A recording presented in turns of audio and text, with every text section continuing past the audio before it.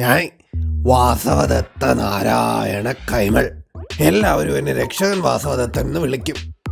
നമ്മുടെ നാട്ടിലെ അശരണരായ കുട്ടികൾക്കും യുവാക്കൾക്കും മുതിർന്നവർക്കും ഒരുപോലെ മാർഗനിർദ്ദേശം നൽകുന്നവനാണ് ഈ ഞാൻ. നാട്ടിലെ 3 വാനരന്മാരുടെ ജീവിതത്തിലേക്ക് നമുക്കിന്ന് കടന്നില്ല.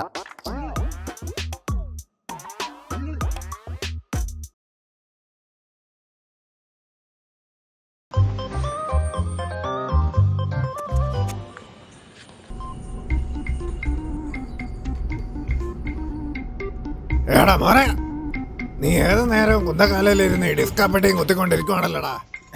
എടാ മക്കളെ, മാവനൊരു സദ്യ തിന്നാനുള്ള വകുപ്പ് പോലെ ഒരുക്കോടാ നീ. അത് പിന്നെ മാവാ, എക്സാം ഒക്കെ കഴിഞ്ഞില്ലേ മാവാ? ഞാൻ 3 ഫോണിലായിട്ട് 3 മാട്രിമോണിയിൽ തപ്പിക്കൊണ്ടിരിക്കുക.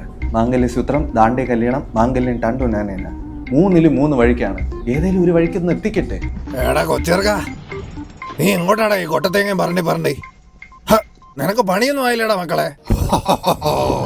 എക്സാം ഒക്കെ കഴിഞ്ഞായിരുന്നാ? അപ്പൊ രക്ഷപ്പെടോടാ കൊച്ചനെ നീ.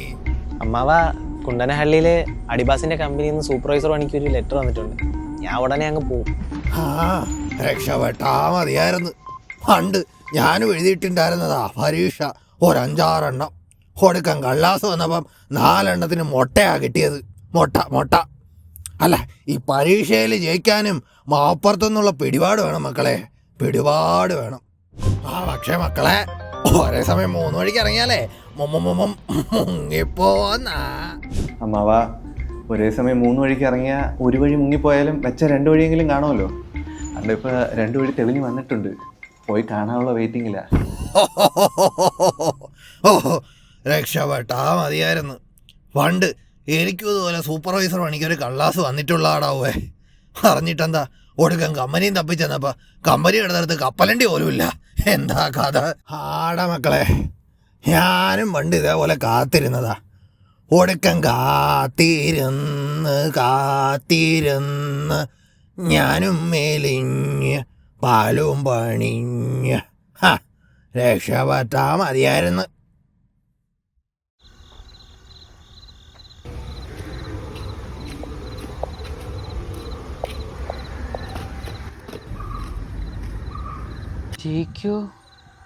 ജയിക്കൂലേ?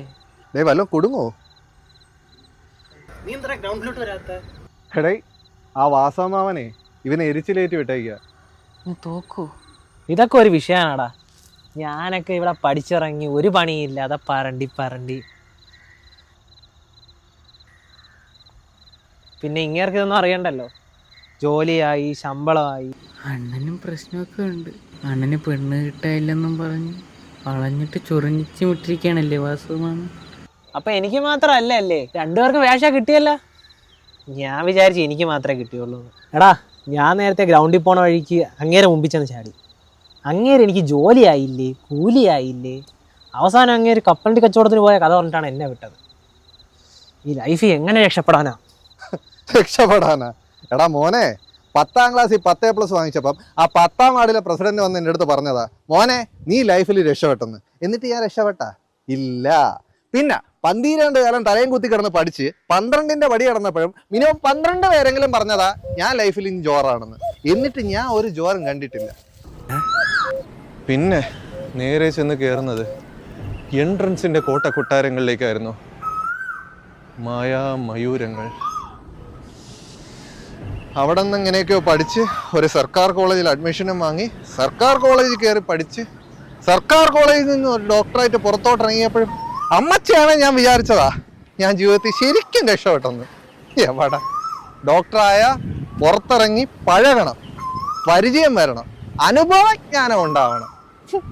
ഒടുക്കെ ഇരുന്നിരുന്ന് പഴകി അനുഭവജ്ഞാനമൊക്കെ ഉണ്ടാക്കി പലവിധേന ഒരു സ്ഥാപനമൊക്കെ ഇട്ട് കാശും വരവൊക്കെ ഒരു കണക്കായപ്പോഴാണ് ഞാൻ അറിയണത് നാട്ടിൽ കെട്ടാൻ പെണ്ണില്ല. 30 കഴിഞ്ഞാലേ ഞാനും നീയൊക്കെ വേറെ മാമന്മാരാണെന്ന്. അത് സത്യമാണ്.